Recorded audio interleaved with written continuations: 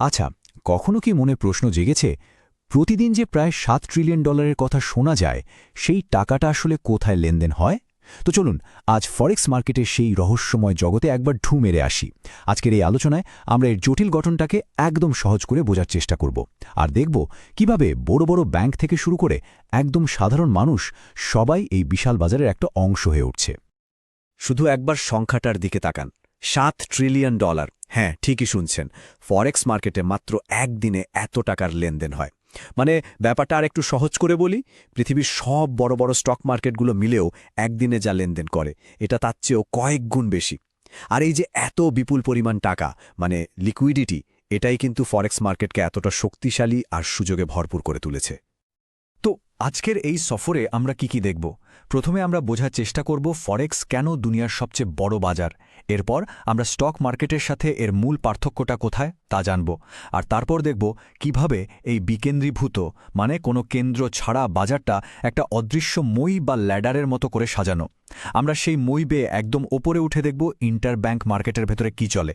আর একদম শেষে জানব কিভাবে প্রযুক্তির হাত ধরে যে কেউই এখন এই খেলার মাঠে নেমে পড়তে পারে। আচ্ছা, তাহলে চলুন আমাদের প্রথম প্রশ্নটা দিয়েই শুরু করা যাক। ঠিক কি এমন কারণ আছে যে ফরেক্স বাজারটা এত বিশাল? একদম সহজ করে বললে ফরেক্স বা এফএক্স মার্কেট হল কারেন্সি বা মুদ্রা কেনাবেচার একটা গ্লোবাল মার্কেটপ্লেস, যার কোনো নির্দিষ্ট কেন্দ্র নেই। একটা উদাহরণ দিলে ব্যাপারটা পরিষ্কার হবে। ধরুন বাংলাদেশের একটা কোম্পানি আমেরিকা থেকে কিছু মেশিন কিনবে। এখন তাদের তো পেমেন্ট করতে হবে ডলারে, কিন্তু তাদের কাছে আছে টাকা।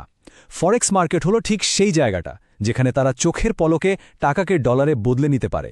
আর ঠিক এভাবেই কিন্তু সারা দুনিয়ার আন্তর্জাতিক বাণিজ্য আর বিনিয়োগ সচল থাকে।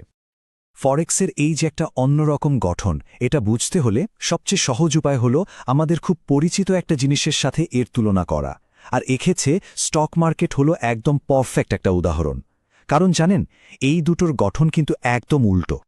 দেখুন, স্টক মার্কেট হল সেন্ট্রালাইজড বা কেন্দ্রীভূত, মানে এখানে একজন স্পেশালিস্ট থাকে যে দামটা নিয়ন্ত্রণ করে। সব লেনদেন তার মাধ্যমেই হতে হয়। এতে কিন্তু দাম নিয়ে কারসাজি করার একটা সুযোগ তৈরি হয়। কিন্তু ফরেক্স মার্কেটে ঠিক তার উল্টোটা ঘটে। এটা হলো ডিসেন্ট্রালাইজড। এখানে কোনো একজন বস নেই, বরং অনেক ডিলার একে অপরের সাথে রীতিমতো প্রতিযোগিতা করে সেরা দামটা দেওয়ার জন্য। আর এর ফলেই স্প্রেড, মানে কেনা আর বেচার দামের মধ্যে যে পার্থক্যটা, সেটা অনেক কম থাকে। আর দিনের শেষে লাভটা হয় ট্রেডারদেরই, কারণ তারা সেরা দামটা পায়। আর এই যে একটা হাড্ডাহাড্ডি প্রতিযোগিতা, সত্যি বলতে এটাই ফরেক্স মার্কেটকে এতটা দারুণ একটা জায়গা করে তুলেছে। কারণটা খুব সহজ। ডিলাররা সবসময় সেরা দামটা অফার করার জন্য নিজেদের মধ্যে লড়ছে, আর এর পুরো সুবিধাটা পাচ্ছেন একেবারে শেষ প্রান্তের ব্যবহারকারী, মানে ট্রেডাররা। ব্যাপারটা অনেকটা ধরুন কোনো এক ব্র্যান্ডের স্নিকার্স কেনার মতো। একই জুতো, কিন্তু দেখবেন অনলাইনে এক দাম, আবার বিভিন্ন দোকানে আরেক দাম। তখন কাজটা কি? সেরা দামে আসল জিনিসটা খুঁজে বের করা, তাই না? ফরেক্সেও বিষয়টা ঠিক এই রকমই। তফাৎটা হলো এখানে দামের পার্থক্যটা হয় পিপস নামের খুব ছোট এককে, আর দামটা সেকেন্ডে সেকেন্ডে বদলাতে থাকে। এখন মাথায় একটা প্রশ্ন আসতেই পারে, তাই না, যে এই বাজারটা যদি এতটাই ছড়ানো ছিটানো বা বিকেন্দ্রীভূত হয়, তাহলে এর মধ্যে কোনো নিয়ম শৃঙ্খলা থাকে কিভাবে? আচ্ছা, এখানেই আসে ফরেক্স মার্কেটের হায়ারার্কি বা ক্ষমতার স্তর বিন্যাসের বিষয়টা। হ্যাঁ, বাইরে থেকে দেখতে হয়তো একটু এলোমেলো মনে হতে পারে, কিন্তু আসলে এর ভেতর একটা খুব পরিষ্কার কাঠামো আছে যেটা পুরো সিস্টেমটাকে সচল রাখে। এই কাঠামোটাকে আমরা একটা মই বা এফএক্স ল্যাডারের সাথে তুলনা করতে পারি। ভাবুন তো, এই মইয়ের একদম মাথায়, মানে টপে আছে ইন্টারব্যাংক মার্কেট। এখানে কারা? দুনিয়ার সব বড় বড় ব্যাংকগুলো, যারা নিজেদের মধ্যে লেনদেন করে। তা ঠিক নিচের ধাপে আছে হেজ ফান্ড বা বড় বড় কোম্পানির মতো প্রতিষ্ঠানগুলো। আর এই মইয়ের একদম নিচে আছি আমরা, মানে সাধারণ বা রিটেল ট্রেডাররা। চলুন এবার তাহলে মই বেয়ে একেবারে ওপরে ওঠা যাক। দেখি তো এই ইন্টারব্যাংক মার্কেটের ভেতরে ঠিক কি হয়। এটাকে একটা ভীষণ এক্সক্লুসিভ ক্লাব হিসাবে ভাবা যেতে পারে। এমন একটা ক্লাব যেখানে শুধু বিশ্বের সবচেয়ে বড় আর প্রভাবশালী ব্যাংকগুলোই ঢুকতে পারে। ওরা নিজেদের মধ্যে সরাসরি মিলিয়ন, এমনকি বিলিয়ন ডলারে ট্রেড করে। আর এটাই কিন্তু পুরো ফরেক্স মার্কেটের ব্লাড লাইন বা রক্ত সঞ্চালন ব্যবস্থা তৈরি করে। মার্কেটের প্রায় সমস্ত লিকুইডিটি বা টাকার যোগান কিন্তু এখান থেকেই আসে। তো এই বড় বড় ব্যাংকগুলোর ক্লাবে লেনদেনের জন্য মূলত দুটো বড় ইলেকট্রনিক ব্রোকার আছে। একটা হলো ইবিএস আর একটা রয়টার্স। আর এদের মধ্যে যে প্রতিযোগিতা, সেটা অনেকটা কোক আর পেপসির লড়াইয়ের মতো। কাস্টমার আর মার্কেট শেয়ার দখলের জন্য ওরা সবসময় একে অপরের সাথে টক্কর দিয়ে যায়। আর এই প্রতিযোগিতার একটা দারুণ ব্যাপার আছে, যেমন কিছু কারেন্সি পেয়ারের ট্রেড ইবিএস প্ল্যাটফর্মে খুব বেশি হয়, তাই সেখানে ওই কারেন্সিগুলোর লিকুইডিটি বেশি, যেমন ইউরো/ইউএসডি। আবার কিছু পেয়ার যেমন ব্রিটিশ পাউন্ড/ইউএসডি, সেগুলোর জন্য রয়টার্স বেশি জনপ্রিয়। তাই বড় প্লেয়ারদের জন্য কোন কারেন্সির জন্য কোন প্ল্যাটফর্মে যেতে হবে সেটা ঠিক করাটা খুব জরুরি। তবে এখানে একটা মজার ব্যাপার আছে। এই যে এক্সক্লুসিভ ক্লাব, এর ভেতরেও কিন্তু সবাই সমান সুযোগ পায় না। সেরা রেট বা দামটা কে পাবে সেটা নির্ভর করে দুটো ব্যাংকের মধ্যকার ক্রেডিট রিলেশনশিপ বা বিশ্বাসের সম্পর্কের ওপর। ব্যাপারটা অনেকটা ব্যাংক থেকে লোন নেওয়ার মতো। ব্যাংকের সাথে যার সম্পর্ক যত ভালো সে তত কম সুদে লোন পায়, তাই না? এখানেও ঠিক তাই। ব্যাস, মইয়ের একদম উপরের ধাপটা তো দেখা হলো। এবার চলুন একটু নিচে নেমে আসি, দেখি প্রতিষ্ঠান আর সাধারণ ট্রেডাররা কিভাবে এই খেলার সাথে যুক্ত হয়। মইয়ের মাঝের ধাপে যারা আছে, মানে হেজ ফান্ড বা বড় কর্পোরেশনগুলো, তাদের কিন্তু ইন্টারব্যাংক মার্কেটে সরাসরি ঢোকার অনুমতি নেই। ওরা ট্রেড করে কমার্শিয়াল ব্যাংকগুলোর মাধ্যমে, আর এর জন্য ওদেরকে ইন্টারব্যাংক মার্কেটের চেয়ে একটু বেশি দাম দিতে হয়।